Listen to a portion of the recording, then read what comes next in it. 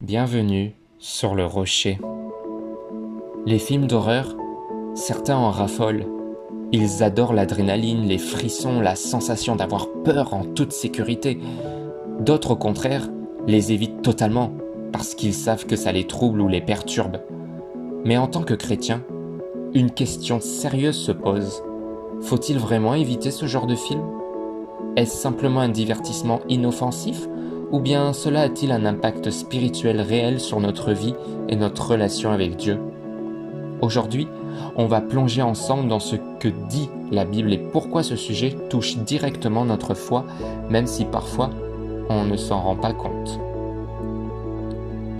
À première vue, les films d'horreur, c'est du cinéma.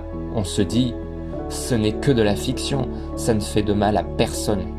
Mais en réalité, ces films reposent sur des thèmes bien précis. La peur, la mort, la violence, l'occultisme, le surnaturel sombre. Ils nourrissent souvent une fascination pour ce qui est ténébreux. Or, la Bible nous rappelle que Dieu ne veut pas que notre esprit se nourrisse de la peur. 2 Timothée chapitre 1 au verset 7 dit « Dieu ne nous a pas donné un esprit de peur, mais un esprit de force, d'amour et de sagesse. » Donc, si un contenu alimente en nous la peur, l'angoisse, le malaise, ce n'est pas quelque chose qui vient de Dieu. Regarder des films d'horreur peut sembler anodin, mais ça a un impact psychologique et spirituel réel. Premièrement, ça peut ouvrir la porte à l'anxiété et au cauchemar. Combien de personnes disent après un film d'horreur qu'elles dorment mal, qu'elles se sentent oppressées ? Ce n'est pas juste du hasard. Deuxièmement, ces films ont tendance à banaliser le mal. Le diable, les démons, la sorcellerie, le sang, les meurtres deviennent des sujets de divertissement. Or, Ésaïe chapitre 5 au verset 20 dit « Malheur à ceux qui appellent le mal bien et le bien mal, qui changent les ténèbres en lumière et la lumière en ténèbres. » Troisièmement, ça peut influencer nos pensées.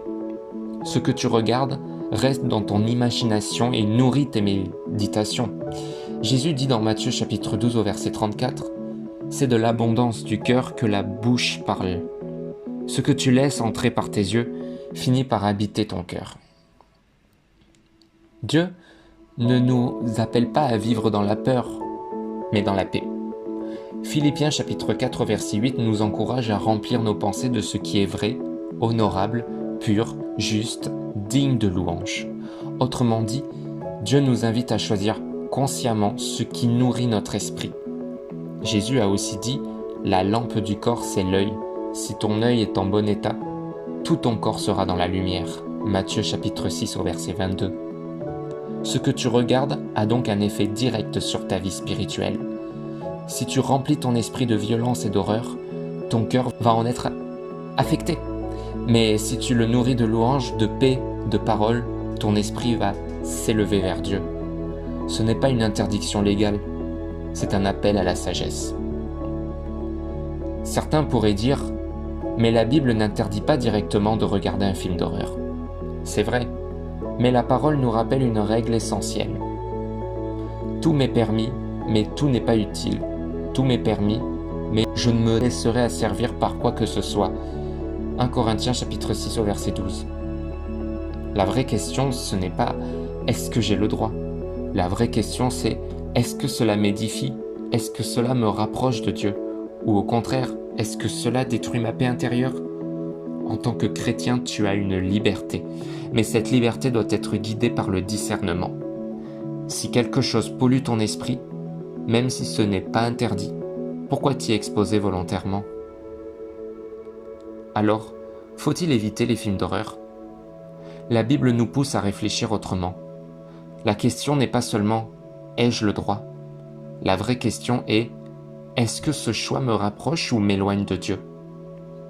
Ton cœur a besoin de lumière, pas de ténèbres. Ta foi a besoin de paix, pas d'angoisse. Et ton esprit a besoin d'être nourri par ce qui élève, pas par ce qui détruit. Alors, si tu veux vraiment grandir spirituellement, choisis des choses qui fortifient ta foi et qui remplissent ton cœur de la présence de Dieu. Merci d'avoir suivi cette vidéo. Si elle t'a aidé à réfléchir différemment, n'hésite pas à t'abonner, liker et partager autour de toi. Et souviens-toi, ton regard détermine la lumière qui habite ton cœur. Alors choisis la lumière plutôt que les ténèbres.